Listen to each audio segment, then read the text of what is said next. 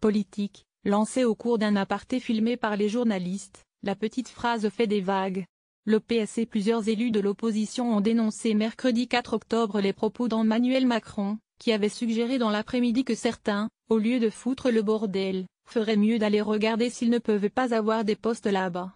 Lors d'un déplacement à Égletons, au cours d'une discussion avec le président de la région Nouvelle-Aquitaine, Alain Rousset, qui évoquait les difficultés à recruter d'une entreprise de fonderie de sel en Corrèze, Emmanuel Macron a estimé que certains, au lieu de foutre le bordel, feraient mieux d'aller regarder s'ils ne peuvent pas avoir des postes là-bas, parce qu'il y en a qui ont les qualifications pour le faire et ce n'est pas loin de chez eux. Le déplacement avait été perturbé plus tôt par un rassemblement de salariés et ex-employés licenciés de l'équipementier automobile GMS, qui se sont heurtés aux forces de l'ordre.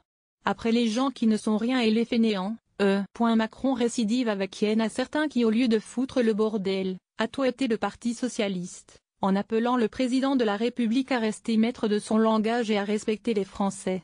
Raïd Mal, porte-parole du PS et sénateur du Val d'Oise, s'est interrogé. C'est quoi le problème de Macron avec les gens qui ne paient pas l'ISF? Macron encourage Chirac et Hollande pour insulter les ouvriers.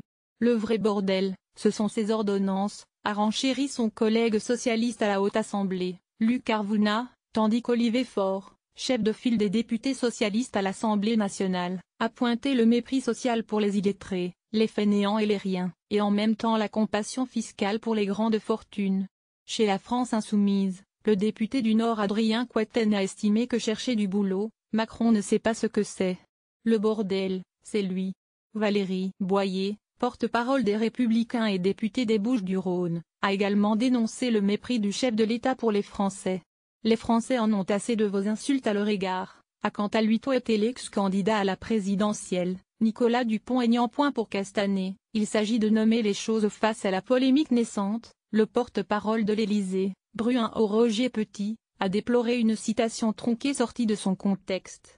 Emmanuel Macron a rappelé que la recherche de solutions en matière d'emploi dépend de la responsabilité de tous les acteurs, a-t-il touté. De son côté, le porte-parole du gouvernement Christophe Castanet a défendu jeudi la volonté de nommer les choses du chef de l'État et d'arrêter la langue de bois. Il y a ceux qui alimentent les polémiques et il y a ceux qui font, a lancé Christophe Castanet. Alors oui, le président de la République a utilisé dans une conversation privée avec le président de la région Aquitaine un mot qui provoque le débat. Mais est-ce qu'il n'y a pas de nombreux Français qui pensent cela? A-t-il demandé.